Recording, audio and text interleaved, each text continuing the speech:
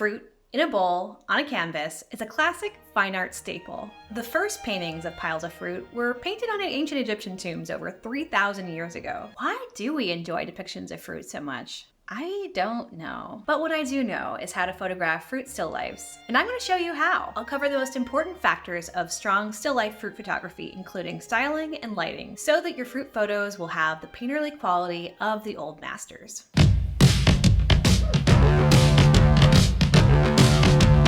I'm Riley Arthur, and welcome to Platypod TV. This is the second video in my series on how to photograph fruit. Be sure to go back and watch the first video on macro fruit photography, and subscribe to the channel so that you don't miss any future fruity content. When it comes to fruit still lifes, there's no shortage of fine art examples. This photo shoot begins with research. A quick Google search will result in hundreds of examples and give you a better idea of the kinds of fruits to select, styling, and setups. It's okay to borrow from the masters. Artists have been borrowing from each other over centuries when it comes to fruit still lifes. When you study the classical fruit still life, you'll notice rich backgrounds. So for this shoot, I painted two different backdrops on masonite, one solid color and another more textured look. Masonite is a real affordable backdrop. When selecting fruit to shoot, consider a range of colors and sizes. Try bowls of different shapes and depths. For large, deep bowls, you can save on space by adding an upside-down bowl to prop up the fruit. Take time to place the fruit, step back, look through the viewfinder, do a test shot or two,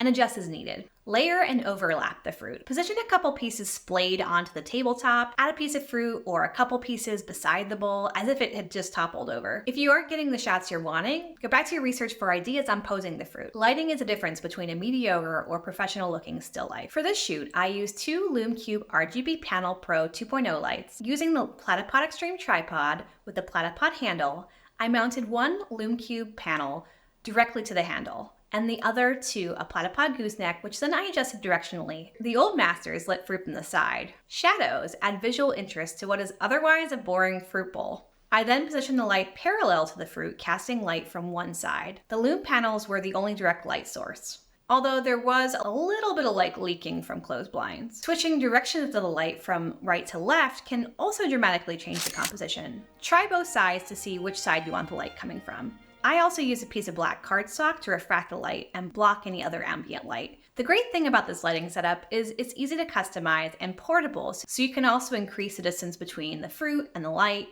Once you've mastered the lighting and you're happy with your fruit composition, feel free to layer more props in addition to the fruit. I added a tablecloth to this composition, which is common in fruit still lifes. You'll need to fluff it and smooth out the wrinkles and take shots as you do so, because it's hard to visualize how the wrinkles and folds will actually look close up. Not every still life includes a bowl. This display was inspired by Manet's 1882 painting Four Mandarin Oranges. For a little extra drama, I added a soft vignette to my images in post-production editing. This step takes these images to the next level and helps them look much more like classical paintings. See how easy it is to photograph classic fruit still lifes at home? I hope you give it a try. I'd love to see what you come up with. And if you do so using Platypod gear, please tag us. Stay tuned for part 3 on my series on fruit photography. Hit the like button if you enjoyed this video. It really does help others find this content. Subscribe to our channel for more photography tutorials and insights. You can see more of my work on Instagram, and it really is the easiest way to reach me directly. Until next time, stay creative, happy shooting, and I will catch you in the next frame.